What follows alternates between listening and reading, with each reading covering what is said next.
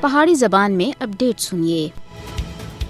آج دنیا بھر میں نوجوانوں کا عالمی دہاڑا منایا جا رہا ہے، لیکن مقبوضہ جموں کشمیر ہر گزرتے دیہڑے کشمیری نوجوان بھارتی فوجیاں دے ہاتھوں قتل کیتے جا رہے ہیں۔ ایک طرف تو نوجوانوں کا عالمی دہاڑا منایا جا رہا ہے، دوسرے پاسے بھارتی فوجیاں دے ہاتھوں کشمیری نوجوانوں کو جعلی مقابلہ میں قتل کرنے کا سلسلہ جاری ہے۔ بھارتی فوجیاں سن مقبوضہ جموں کشمیر میں 5 اگست 2019 کے نام نہاد کریک ڈاؤن معاشرہ اور تلاشی آپریشن میں نوجوانوں دے ماورا عدالت قتل وچ خوفناک حد تک وعدہ کیتا ہے۔ نوجوانوں کا عالمی دن جولائی دے آخری مہینے بھی مقبوضہ جموں کشمیر میں بھارتی فوجیاں دے ہاتھوں 12 نوجوان مرتبہ شہادت تے فائز ہوئے ہیں۔ جنوری 1989 کی کینڈ کے جولائی 2023 تک 96,205 کشمیری بھارتی گولیاں کا نشانہ بنے ہیں۔ مقبوضہ جموں کشمیر میں قتل و غارت گری وعدہ باندھے طور دے نظر آ رہا ہے کہ بھارت کی طرف سے ریاستی دہشت گردی کو کشمیری عوام کے خلاف ایک پالیسی دے ٹول کے طور دے استعمال کیا جا رہا ہے۔ مقبوضہ جموں کشمیر میں تعینات بھارتی فوجی اپنے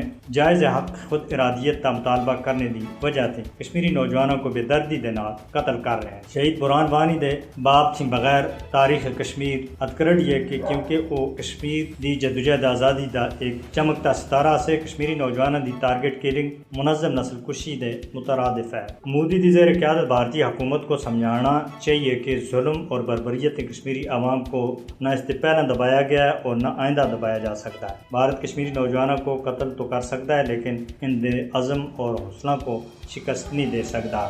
کشمیری نوجوان غاصبانہ بھارتی قبضے کا مقابلہ کرنے دے واسطے اور عزم ان تاریخ گواہ ہے کہ آزادی دے تحریکاں کو قتل و غارت گری تھے دبایا نہیں گیا۔ نوجوانوں کا عالمی دہاڑا اس گل دی یاد دلائے ہے کہ عالمی برادری مقبوضہ جموں کشمیر دے نوجوانوں دے واسطے آواز چاہے اور اس قتل و غارت گری کو بند کرانے دے واسطے بھارت دے اتنے دباؤ پائے۔